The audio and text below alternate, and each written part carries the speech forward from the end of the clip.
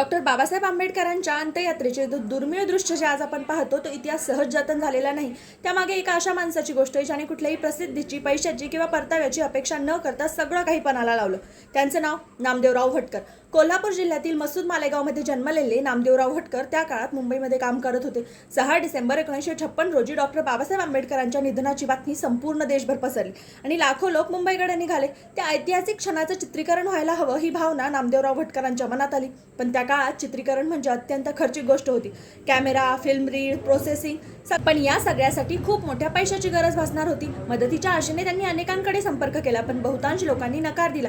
काहींनी तर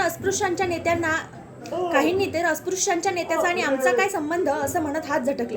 पण त्यांनी ठरवलं की हे चित्रीकरण तर होणारच. त्यासाठी लागणाऱ्या फिल्म रीळांचा खर्च भागवण्यासाठी त्यांनी स्वतःचा छापखाना गहाण ठेवला, कॅमेरा भाड्याने घेतला आणि मग सुरू झाली इतिहास जतन करण्याची धडपड. बाबासाहेबांचं पार्थिव ज्या ट्रकमधून नेलं जात होतं त्या वाहनावर त्यांनी कसाबसा स्वतःसाठी थोडी जागा मिळवली.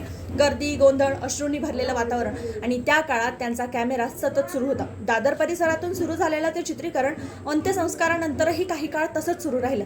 पण खरी अडचण पुढे होती. त्या रीळांचं प्रोसेसिंग करण्यासाठी पुन्हा खूप मोठ्या पैशांची गरज भासणार होती आणि तेव्हा आपला हा निस्वार्थ हेतू पूर्ण करण्यासाठी नामदेवराव भटकरांनी स्वतःचं घर सुद्धा गहाण ठेवलं, फक्त एका कारणासाठी. डॉक्टर बाबासाहेब आंबेडकर यांची अंत्ययात्रा ही इतिहासात जिवंत राहिली पाहिजे. आणि आज जे आपण दृश्य पाहतो ते फक्त व्हिडिओज नाहीये, ती एक सामान्य माणसाची निस्वार्थ समर्पणाची कहाणी आहे. नामदेवराव भटकरांनी कदाचित संपत्ती गमावली, पण त्यांनी इतिहास वाचवला आणि म्हणूनच त्यांचं नाव कृतज्ञतेने लक्षात ठेवलं गेलं पाहिजे. पुन्हा एक खास गोष्ट म्हणजे त्यांनी जे गमावलं ते त्यांना पूर्ण आयुष्यात कधीच परत मिळवता आलं नाही आणि खरंच ही खूप मोठी गोष्ट.